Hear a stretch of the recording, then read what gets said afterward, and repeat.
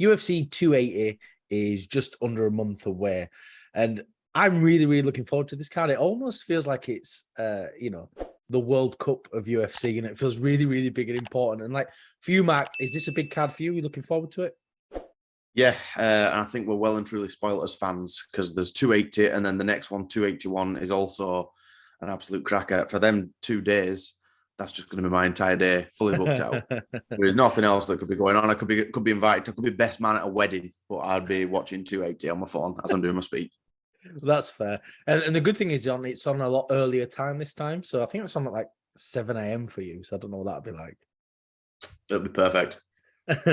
So first things first, what do you think about Islam Makhachev? Should he be even getting a title shot yet? Because I don't think he's fought any real top contenders yet, has he? I mean, he fought Dan Hooker and Bobby Green. Bobby Green was at a catch weight. Dan Hooker was like a last-minute replacement. And I'm just not sure, should he be getting a title shot? What do you think? Well, Bobby Green was a last-minute replacement as well, wasn't he? Oh, yeah, he was.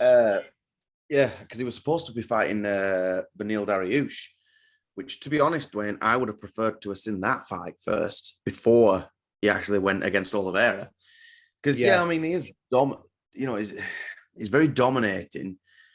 But like you said, against who? Obviously, he battered Dan Hooker in the first round. He beat Bobby Green in the first round.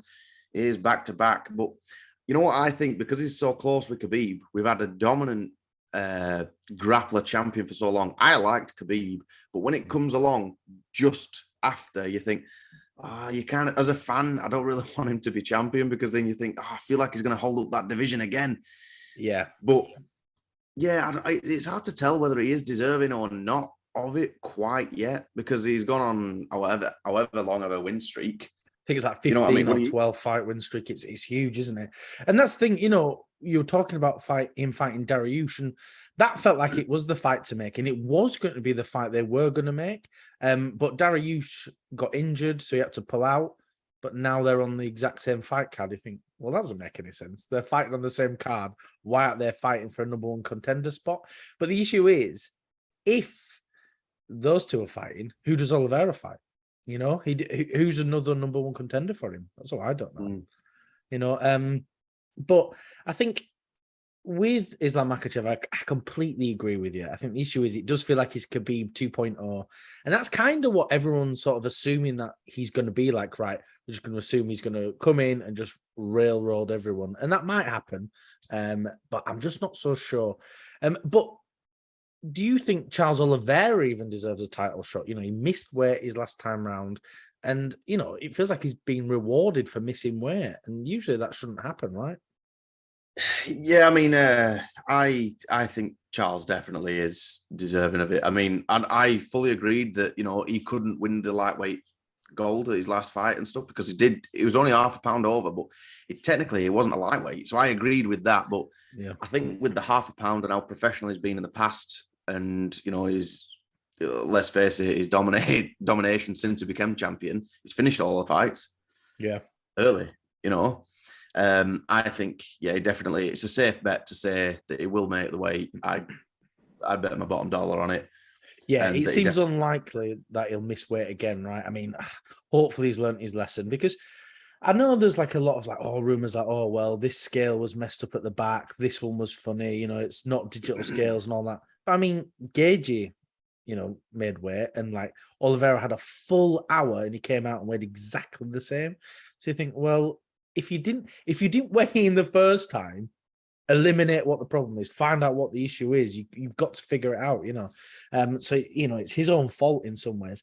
And yeah, I do agree. He does deserve a title shot. I mean, he's it'd be weird if he wasn't in the title shot, especially when the champion has a name, Dwayne. The champion has a name.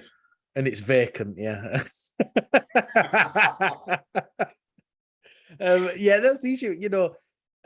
That's one thing I just want to bring up. It's like, I find it so weird how so many people have hated on Hamzat, Hamzat missed weight, blah, blah, blah. They hate his guts.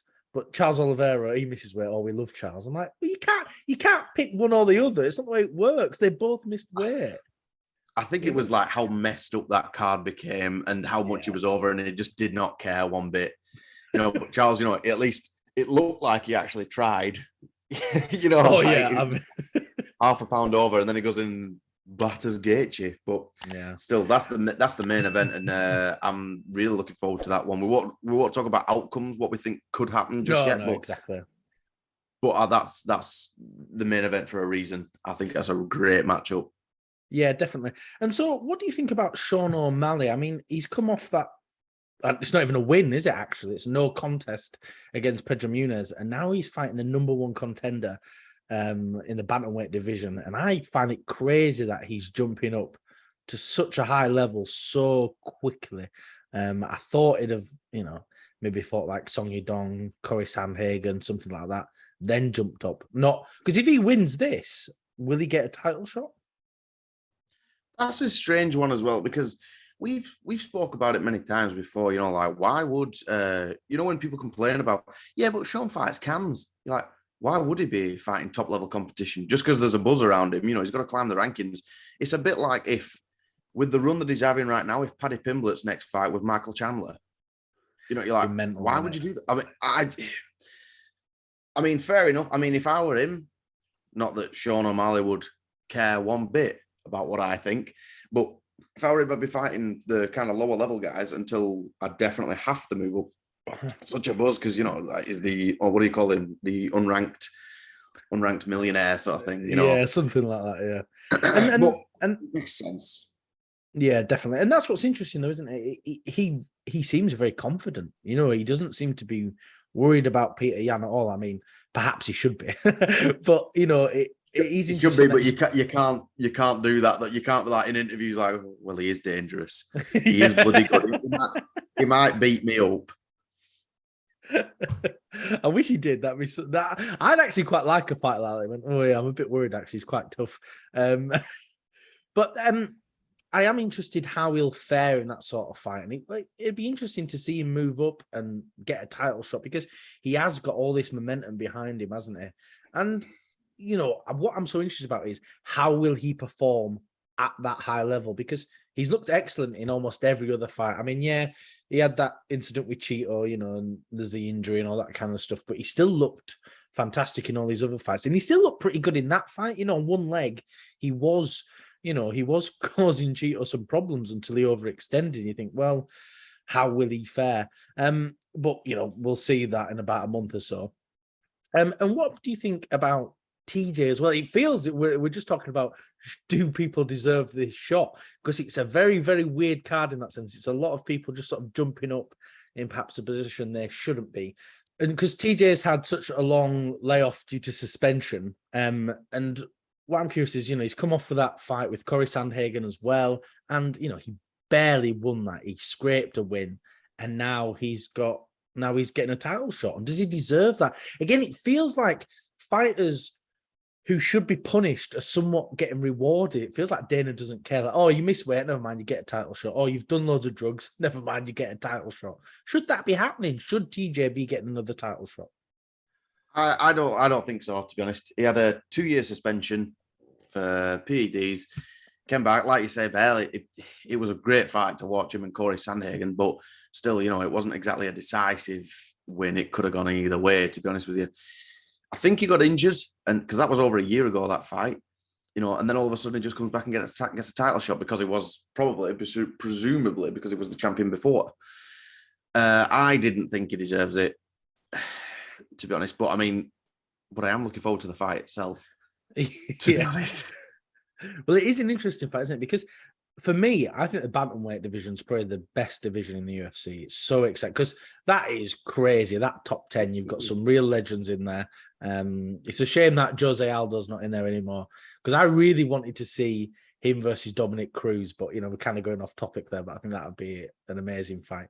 I'm excited to see Aljamain Sterling go against TJ because it feels like he needs to cement his legacy as a champion because, he won due to disqualification and then it was a very close decision in his last fight. And even Dana, I kind of hate when Dana says that, it's a champion's won and Dana's like, well, I don't think he won. You think that's a champion of your promotion, Dana. You should be pushing him up, not going, oh, he sucks. He shouldn't have won that fight. So do you think a win over TJ will cement that in the minds of the fans that he is the champion? Yeah, definitely. I mean, because Aljamain's one of them, a bit like in the same position that Volkanovski was, maybe 18 months ago or something, where you go, well, he has beat some good names. He's beat Peter Yan twice. Granted, the disqualification, we'll put a pin in that for now.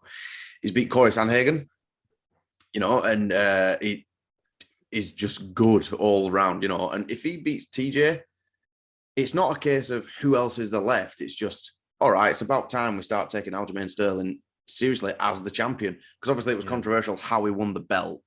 But when he came back and, he put up a great fight against Peter Yan and got the decision win, you're like, well, he can hang with the best, Yeah. And really now, can. if he beats TJ, that'll just cement it, I think. Definitely. Yeah, 100%. And sort of talking about people getting, a shot at a championship, Belal Muhammad is fighting Sean Brady. And if Belal Muhammad gets this win, as boring as he is, he'll probably fight Leon or Usman, depending who wins in their next fight.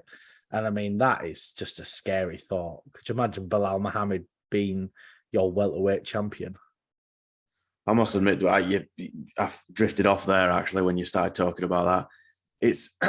But I mean, he does what he needs to do. But I mean, I remember his last fight where people, what his nickname is, Belal, remember the name Muhammad. People tweeting saying no one's remembering that name, or Belal the decision Muhammad.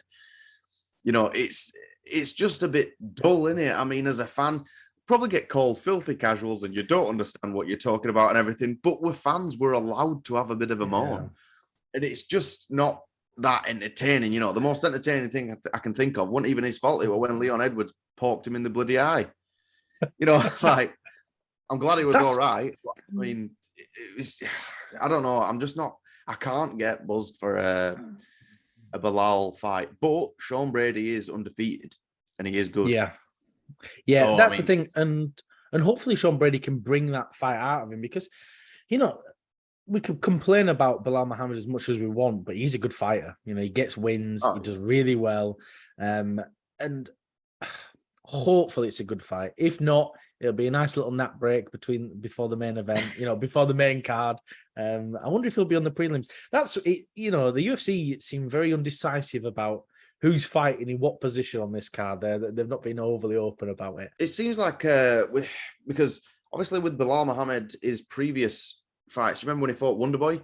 Obviously Wonderboy's a great striker sort of thing, but anyone going into that fight thinking this is gonna showcase Stephen Thompson, sadly it is not going to happen. It just wouldn't happen. And with Sean Brady, he's a great grappler as well. So it's not Belal, for me, it's not Belal that's the attraction, it's who he's against. And I do think that's all we've got time for. Thank you for watching. If you can like, comment, subscribe, it really does help us out.